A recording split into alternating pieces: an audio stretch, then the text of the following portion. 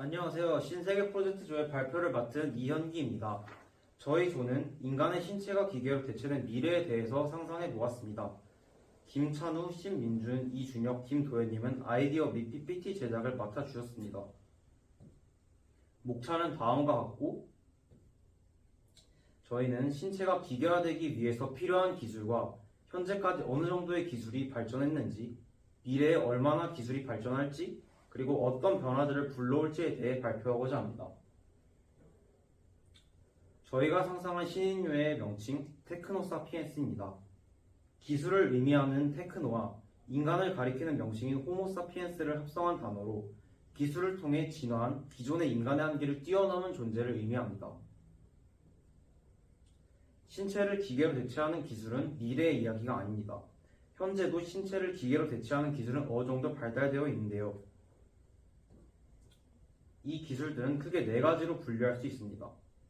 의수나 의족, 외골격 로봇 등으로 사람의 움직임을 보조하는 보조 기술, 제 기능을 하지 못하는 장기나 눈 등을 대체하는 대체 기술, 기계를 인체에 부착 혹은 이식해 신체의 감각과 능력을 향상시키는 증강 기술, 그리고 그 외의 분류로 나노 기술과 로봇 공학 등이 있습니다. 본격적으로 이 주제에 대해서 설명을 드리기 전 이해를 돕기 위해 관련된 내용을 다루는 영상을 잠깐 보도록 하겠습니다. So that is transhumanism connected with artificial intelligence, connected with the idea of the superhuman. And people love the idea. And you probably know there are people, particularly in the USA, who've had their brains frozen half to death to hope that one day they're going to be able to upload their contents onto some silicon-based thing that will endure forever. And that will give them some sense of immortality, solving the problem of physical death, re-engineering humans to become little gods. That has all to do with wanting immortality. 미래의 인류가 전쟁, 자원고갈, 환경오염 문제로 멸망한다는 주장도 있고 어떤 아포칼립스 사태가 터져서 퇴보한다는 주장도 있고 모두가 매트릭스 같은 세상 속에서 살아가게 된다는 주장도 있는데요. 이번 영상에서는 전 인류가 기계가 되는 이야기를 해보고자 합니다.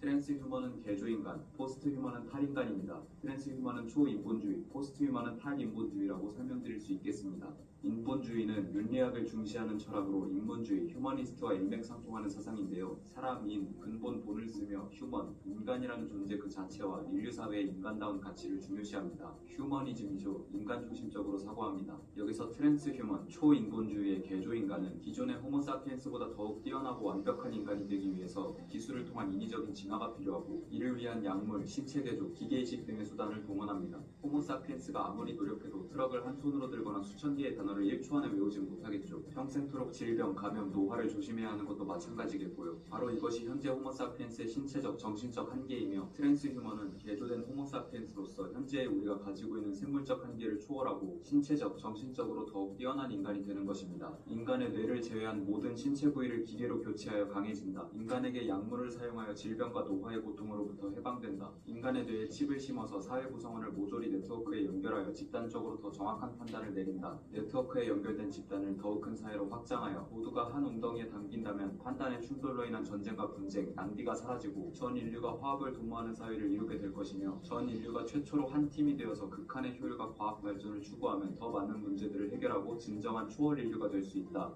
Transhumanism is a term you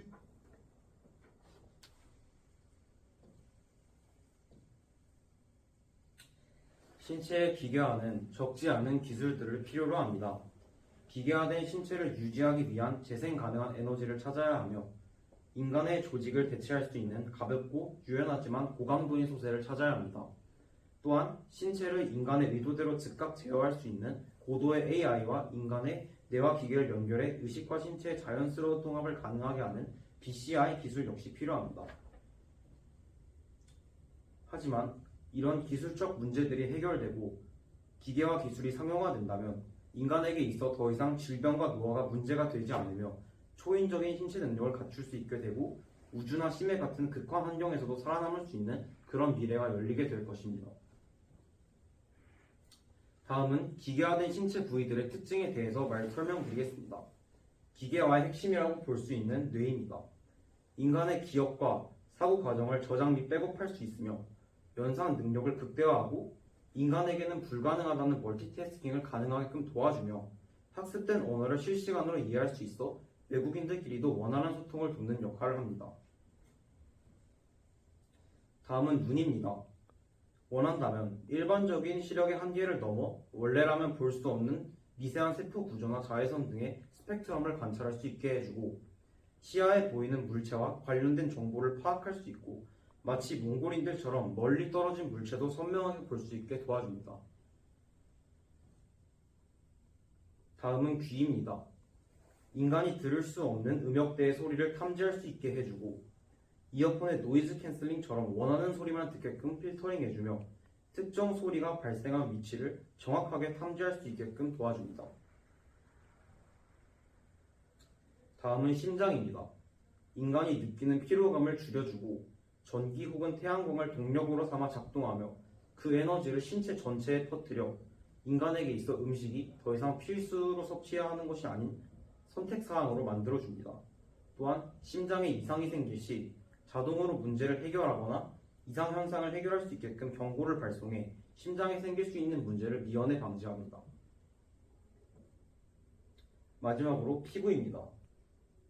더 이상 더위와 추위를 느끼지 않고 항상 적정 온도를 유지하게 하며 외부 충격에도 피부가 손상되지 않습니다.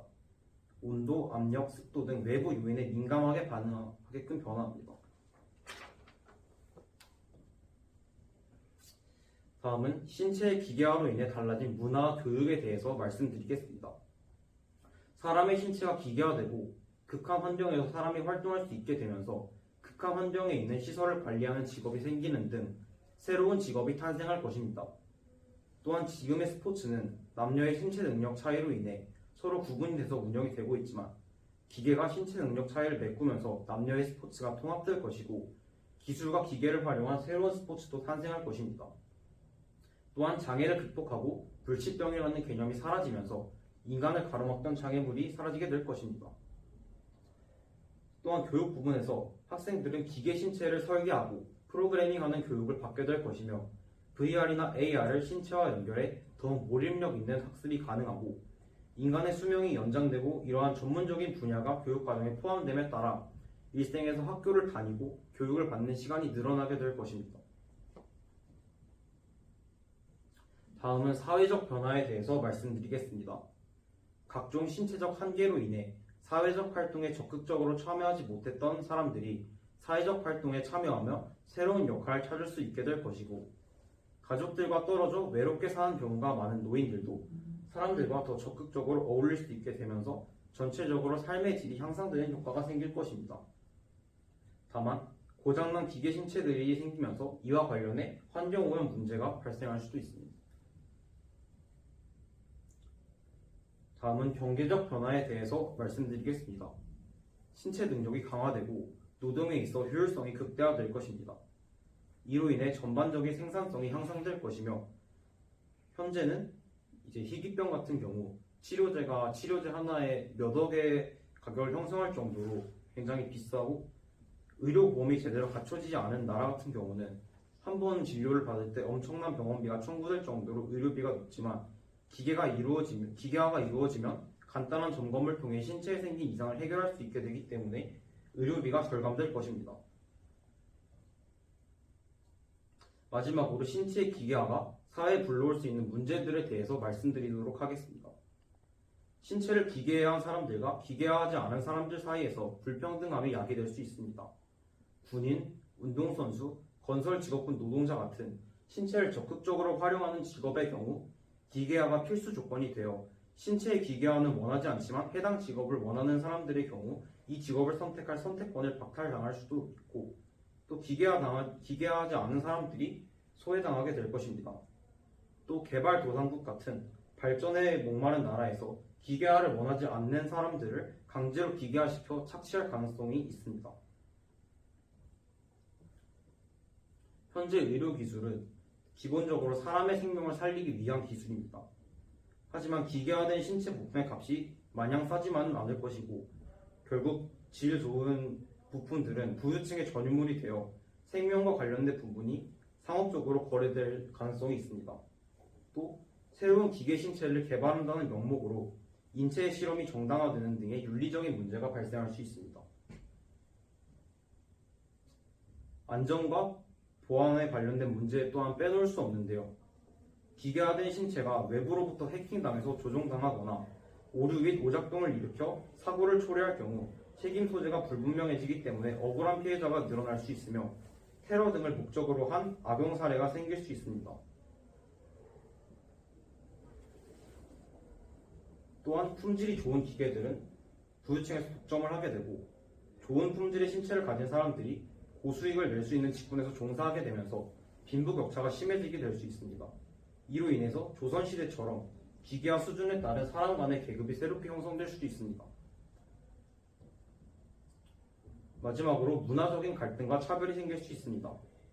일부 문화권에서는 신체 기계화를 자연스럽지 않다고 치부해 신체를 기계화한 사람들을 규제할 수 있고 신체 기계화를 긍정적으로 생각하는 사람이 자신이 있는 종교나 살고 있는 지역에서 배척당할 수 있다는 문제가 있습니다. 이상 발표를 마치도록 하겠습니다.